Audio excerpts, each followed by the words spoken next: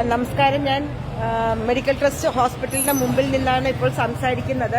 ഡിവൈഎഫ്ഐക്കാര് south railway സ്റ്റേഷനിലേക്ക് പോകുന്ന വഴിയോരം മുഴുവനും കയ്യേറി ഒരു തട്ടുകട നടത്തുകയായിരുന്നു. വയനാട്ടിലേക്ക് 25 വീട് വെച്ച് കൊടുക്കാനാണെന്ന് പറഞ്ഞിട്ടായിരുന്നു. ഇതിന് ലൈസൻസ് ഉണ്ടോ, ഓപ്പണായിട്ട് ഗ്യാസ് ഇരിക്കുന്നു എന്നൊക്കെ പറഞ്ഞപ്പോൾ ഞങ്ങൾക്ക് ഇഷ്ടമുള്ളതൊക്കെ ഞങ്ങൾ ചെയ്യും, ഞങ്ങൾ ഡിവൈഎഫ്ഐക്കാരാണ്, ഭരിക്കുന്ന പാർട്ടിയുടെ ആൾക്കാരാണെന്ന് പറഞ്ഞു.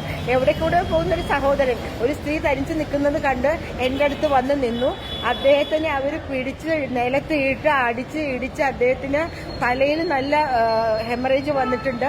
അദ്ദേഹത്തിന്റെ റിബ്സിന് പ്രശ്നം ഉണ്ടായിട്ടുണ്ട്. ആരാണ് അദ്ദേഹം എന്ന് പോലും എനിക്കറിയില്ല. ഞാൻ അദ്ദേഹത്തിന് ഇപ്പോൾ കൊണ്ടുവന്ന് മെഡിക്കൽ ട്രസ്റ്റ് ഹോസ്പിറ്റലിൽ കാഷ്വാലിറ്റിയിൽ അഡ്മിറ്റ് ചെയ്തതാണ്. എനിക്ക് കിട്ടാനുള്ള ഈ കൗൺസിലർ എന്നുള്ളത് അത് അദ്ദേഹത്തിന് കിട്ടി. ഇങ്ങനെയാണോ സഹോദരന്മാരെ നിങ്ങൾ കട നടത്തേണ്ടത്? ഒരു മനുഷ്യൻ ദുരിതം ഉണ്ടാക്കിയിട്ട് നിങ്ങൾ എന്ത് കടയാണ് ചെയ്തിട്ട് വയനാട്ടിലേക്ക് അയച്ചു കൊടുക്കുന്നത്? നിങ്ങളുടെ തന്നെയല്ലേ, CPM തന്നെയല്ലേ